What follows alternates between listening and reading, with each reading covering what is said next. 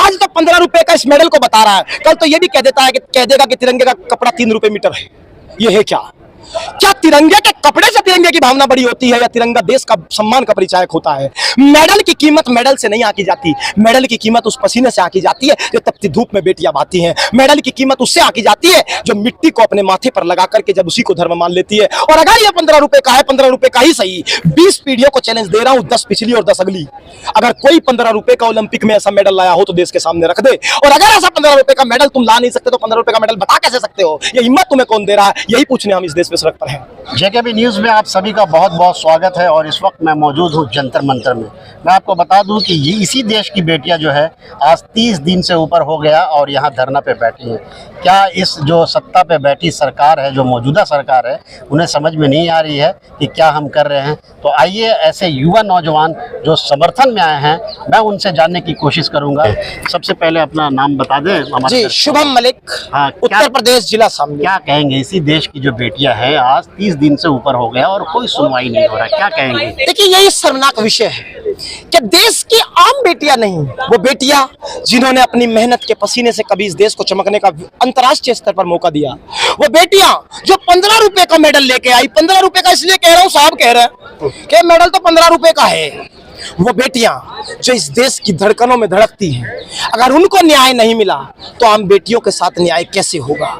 ये बड़ा सवाल उस समय है जब G20 जैसी बैठक, 20 दुनिया के बड़े देशों की बैठक की अध्यक्षता भारत कर रहा है। ऐसे वक्त में श्रीनगर में सुरक्षा चौकंद है और ऐसी स्थिति में दिल्ली में बेटियां न्याय मांग रही है, तो भारत की क्या अंतर्राष्ट्रीय छवि गढ़ी जा रही होगी?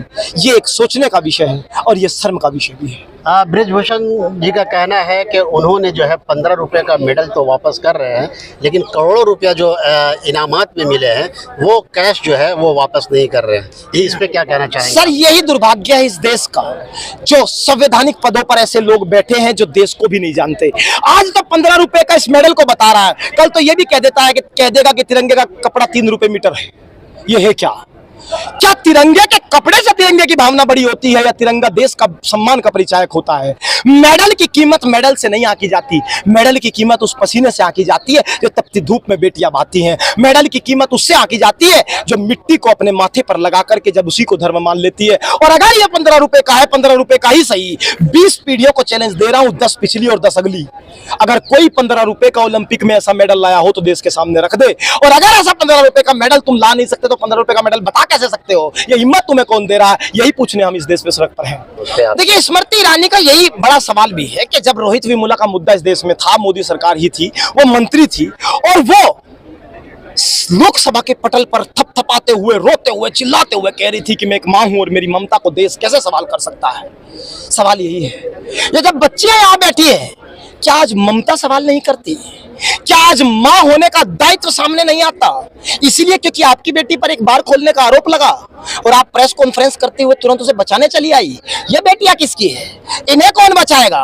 और सवाल यही है कि स्मृति ईरानी ने एक बयान अभी दिया फिल्म देख के, द केरला स्टोरी। उन्होंने कहा कि जिस सूबे का मुख्यमंत्री से बैन करेगा वो यौन हिंसा का समर्थक माना जाएगा। सवाल पूछना चाहते हैं कि अगर यौन हिंसा जैसे मामले पर जिस तरह मंत्री जी चुप बैठी हैं, क्यों नहीं ये मान लिया जाए कि आपकी ये चुप्पी यौन हिंसा का समर्थन करती है?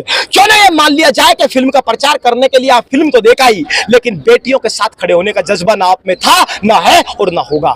प्रधानमंत्री अपनी ही डपली से सबका साथ सबका विकास कराते हैं और अपनी ही डपली से कपड़े देखकर व्यक्ति पहचान लेते हैं। प्रधानमंत्री इसी देश में बेटी बचाओ बेटी पढ़ाओ का नारा उसी रोहतक की धरती से देते हैं जिस हरियाणा को प्रधानमंत्री गर्व का कारण बताते हैं। और फिर यही उनके लोग कह रहे हैं कि हरियाणा के लोग आंदोलन कर रहे हैं। अगर हरियाणा के लोग 70% मेडल ला के इस देश को देंगे तो न्याय की आवाज भी वही उठाएंगे। और ये बात समझ लीजिए कि ये आंदोलन अब सरीके हिंदुस्तान का है, हर बेटी का है, हर मजहब का है, हर जाति का है, हर दुकानदार का है, हर खेत का है और हर खलियान का है। इसीलिए आंदोलन अब पीछे हटने का लायक नहीं बचा है। आंदोलन अब अंत तक लड़ा जाएगा, परिणाम चाहे जो हो। क्या भारतीय जनता पार्टी जो है बृजभूषण का हिमायत कर रही है? सर, मैं नहीं कह रहा हूँ, ये बात बृजभूषण ने खुद बताई। उन्होंने वो ये भी कह चुके हैं कि भाजपा को मेरी जरूरत है, मुझे भाजपा की नहीं। वो ये भी कह चुके हैं, उन्होंने 3 पुरुषों का नाम लिया कि मोदी जी अगर कह दे मैं इस्तीफा दे दूंगा, जेपी नड्डा कह दे इस्तीफा दे दूंगा और अमित शाह कह दे इस्तीफा दे दूंगा। इसका मतलब स्टोरी में अपना वकील सरकार को बृजभूषण ने पेश किया, हमने नहीं। जब बृजभूषण ने कह दिया भाई मेरे वकालत मेरा केस सरकार लड़ेगी, तो इसका मतलब सरकार उसके साथ खड़ी है। भाई किसी भी बच्चे पे विपत्ति आती है तो विपत्ति में माँ को याद करता है। उस आदमी ने माँ को भी नहीं याद किया, मोदी को याद किया। इसका मतलब ममता से भी गहरा नाता देश के प्रधानमंत्री से उस व्यक्ति का है कि उसने विपत्ति में उन्हें याद किया है। अब सवाल यही है कि इस देश की सरकार क्या 40 करोड़ की सरकार है, ब्रजभूषण की ही सरकार है, वो न्याय कब देगी, बेटियों का विषय है, यही हम तराश रहे हैं। ब्रिजभूषण का कहना है कि मैं सब टेस्ट देने के लिए तैयार हूँ, फिर क्यों पीछे लोग हट रहे हैं? देखो अभी ये क्लाइमेक्स का सवाल बन चुका है पिछले 24 घंटे में इस देश में। ब्रजभूषण भी कह रहा है नार्को टेस्ट देने को तैयार हूं, इन बेटियों ने भी 12 बजे कह दिया हम भी तैयार हैं, लेकिन गुत्थी इस बात पे उलझ गई कि कराए कौन। क्योंकि ब्रजभूषण सिंह को जिस वकील ने सलाह दी कि तुम ये बयान दे दो, वो वकील दिमागदार तो वकील था। क्योंकि इस देश का कानून कहता है नार्को टेस्ट टेक्निकल विषय है, और कानून ये कहता है नार्को टेस्ट कानून का मूल प्रावधान नहीं है। फोरेंसिक साइंस का डेवलपमेंट होता रहा तो एक तकनीक बनाई गई कि वो कानून का कुछ सहायता करेगी। और कानून 75 साल में भारत 75वां उत्सव मनाने जा रहा है आजादी के। इस देश में एक प्रावधान है कि नार्को टेस्ट सिर्फ अक्यूज्ड का हो सकता है, आरोपी का हो सकता है। उस भाई साहब ने इसीलिए लेकिन के आगे भी लाइन बढ़ाई। उसने कहा करा तो लूं, लेकिन पहले विनेश फोगाट और बजरंग पुनिया का हो, क्योंकि उसे पता है कि कानून इस बात की इजाजत नहीं देता कि एप्लीकेंट का नार्को टेस्ट हो जाए। अब सवाल यह है कि दोनों तैयार हैं, कानून को पलटना पड़ेगा दोनों का नार्को टेस्ट कराने के लिए। और इस देश की सरकार में यह हिम्मत है, ये दुनिया ने देखा कि सुप्रीम कोर्ट का आदेश आने के बाद जब केजरीवाल को ट्रांसफर पोस्टिंग की शक्ति दे दी गई, 20 घंटे से कम में अध्यादेश सरकार ले आई, कानून पलट दिया 20 ही घंटे में। तो सरकार से गुजारिश है एक अध्यादेश इस कानून को पलटने का भी ले आओ। नार्को टेस्ट दोनों का होगा, दूध का दूध पानी का पानी हो जाएगा। लेकिन ब्रजभूषण के दिमाग में कुछ और बात है, उसे लगा कि होना जाना तो कुछ है नहीं, कानूनी इजाजत देने नहीं, तुझे एक हेडलाइन मिल जाएगी और वो लोग जो कानून को नहीं जानते तेरे साथ आगे खड़े हो जाएंगे और मीडिया चलाने लगा देखो ब्रजभूषण ने दी खुली चुनौती। अब आई आर पार की लड़ाई नार्को टेस्ट पर। तो सच ये है कि नार्को टेस्ट की इजाजत एप्लीकेंट की होती नहीं। अब दूसरा बड़ा सवाल पूछता हूं, मुझे वो कानून की आईपीसी सीआरपीसी लॉजिक गणित कुछ भी बता दो, ये बताओ इस मामले में एप्लीकेंट कौन है?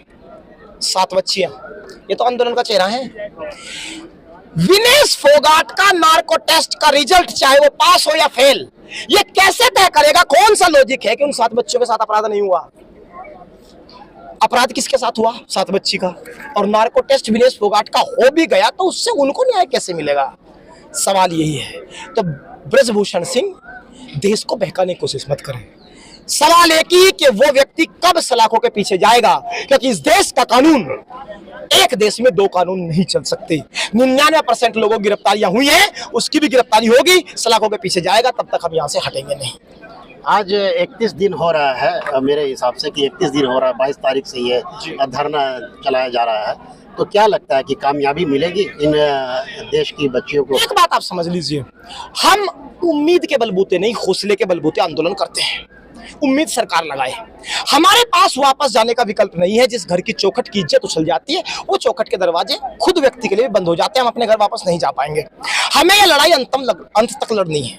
अब सवाल यही कि कल जब पूरा 1 महीना हो जाएगा, हम इंडिया गेट पर ये बताने इस देश को ये बच्चियां निकलेंगी कि जब अन्याय का अंधेरा चारों तरफ पसर रहा था, तब इस देश की बच्ची एक मोमबत्ती की लो के छप्पर तले इस देश में न्याय ढूंढने निकली थी। उसी राजधानी में जो दिल्ली की, जो भारत की पहचान है, जो दिल्ली संसद का उद्घाटन तो कर सकती है लेकिन न्याय का गेट नहीं खोल सकती। संसद का गेट तभी खुलेगा जब न्याय का गेट खुलेगा। ये हम सुनिश्चित किए यहाँ बैठे हैं। कैंडल मार्च पर निकलेंगे, सरीखा देश उसमें सम्मिलित होगा, उस माँ की दुआ सम्मिलित होगी जो घर रोटी बना करके कह रही है मेरी बच्ची को न्याय मिले, उस हर किसान की दुआ सम्मिलित होगी जो अपने खेत और खलियान से दुआ की उम्मीद लगा रहा है, और उस हर दुकानदार की दुआ सम्मिलित होगी जो मोमबत्ती वहीं से जलाकर कह रहा है बेटी को इंसाफ तो मिलना होगा। आज की जो सरकार है, आज की मौजूदा सरकार है, उसको किस नजरिए से आप देखते हैं? देखिए, सरकार को नजरिए से कैसे देखें, हमें तो लगता है सरकार और हमारे बीच एक धुआं खड़ा है जिसका नाम है वोट बैंक। सरकार इस धुएं को सब कुछ मान चुकी है। एक तरफ बेटियां हैं, एक तरफ सरकार है, और सरकार ने बीच में धुएं के एक छप्पर वोट बैंक का बना दिया। सरकार के लिए शर्मनाक विषय है। मुझे बताइए, ऐसा कौन सा गेट कीपर, कौन सा द्वारपाल प्रधानमंत्री कार्यालय का बदल गया कि ये साक्षी मलिक जिसके लिए लंच की प्लेट तय थी, आज गेट भी नहीं खुल रहा? कौन सा द्वारपाल प्रधानमंत्री कार्यालय में जो कह रहा है ये साक्षी मलिक आज अंदर नहीं घुसेगी क्योंकि आज ये न्याय चाहती है, कल मेडल लेके आई थी? तो ये तमाम सवाल हैं, सरकार को भी सोचना पड़ेगा। कर्नाटक का रिजल्ट कुछ संदेशा लेकर के आया है।